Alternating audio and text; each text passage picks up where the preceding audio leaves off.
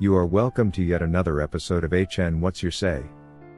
The #1 listening show, where we discuss real issues with real people like you. We are still featuring R. Kelly. Real name Robert Sylvester Kelly. Also known as the R&B King.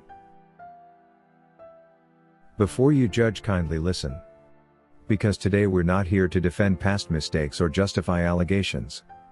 We're here to examine something deeper, and something far more dangerous than one man's guilt or innocence.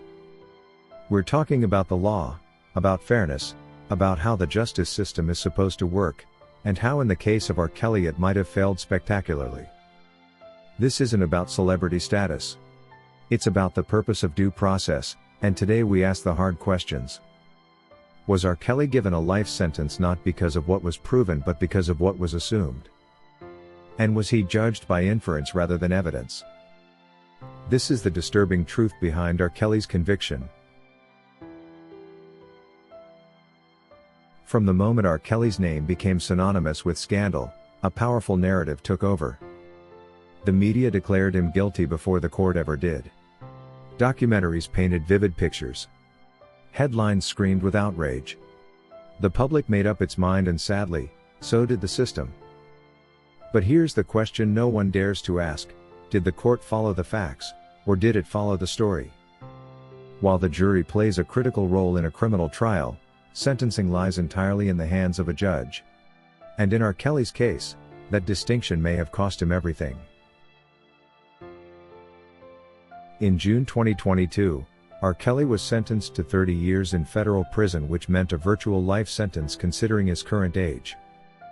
But this punishment wasn't based solely on what he was convicted of. Instead, prosecutors encouraged the judge to consider acts he was never found guilty of. In fact, acts he was explicitly acquitted of in the very same trial.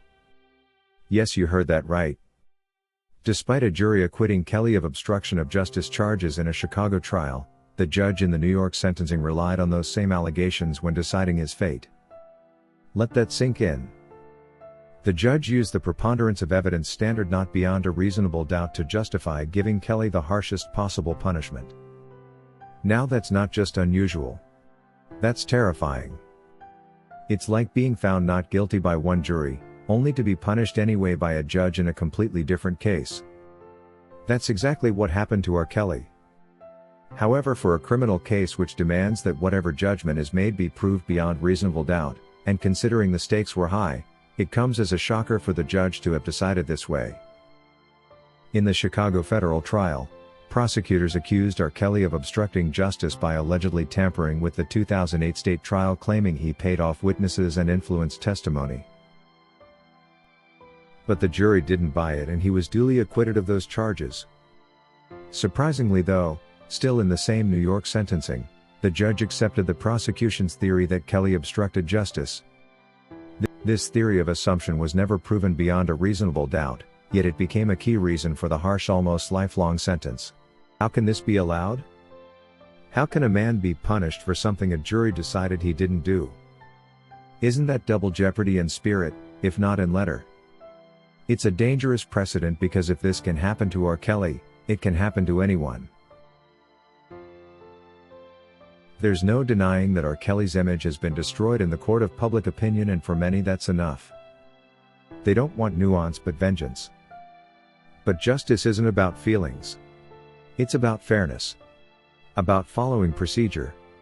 It's about truth and not mere assumption. When public outrage becomes louder than the law, due process suffers greatly, and the line between justice and revenge disappears. In R. Kelly's case, prosecutors weaponized the media climate, the Me Too era, the powerful emotions, the media frenzy to push the harshest penalties even when the evidence didn't support it. That's not justice. That's performance and shouldn't be acceptable. R. Kelly was given 30 years in prison. Think about that. He'll be in his 80s if he survives when he gets out. That is for all intents and purposes a life sentence. But not a life sentence based solely on the jury's findings, but a life sentence based on assumptions, on inferences, and on allegations that were rejected in the very same court. This raises a chilling possibility. Did the system decide the outcome before the evidence ever had a chance? Did the sentence reflect the verdict or did it reflect something else? A desire to make an example out of him. Even if you believe R. Kelly is guilty, even if you think he deserved punishment, you should still care about how it was done. Because today it's R. Kelly. Tomorrow it could be someone else. The use of inference to override acquittals erodes the foundation of our justice system. It tells us that being found not guilty doesn't mean you're safe. That a judge can effectively reverse a jury's decision without new evidence and without due process. Now that's not law. That's tyranny. So what do we want? We want fairness. We want a justice system that honors the verdict of the jury, and not one that claims loopholes to impose harsher penalties based on unproven allegations. We want sentencing based on facts and not feelings. Not narratives. And not assumptions. And by the way, this isn't about whether R. Kelly is a good or bad person. It's about whether he was treated fairly or not under the law. And based on the evidence or lack thereof, the answer is deeply troubling.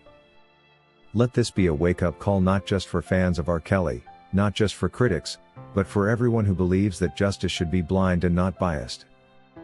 Because when we allow judges to punish based on what they think someone did and not what was proven, we all lose. The law is supposed to protect us and not destroy us based on inference.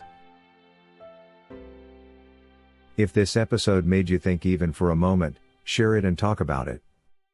Look deeper into the case and ask the hard questions because truth matters. Fairness matters and justice must be more than just a word. If you want to be featured in our video releases, send us your clips by emailing them to hnnewsroom242@gmail.com or use Google Drive for larger files.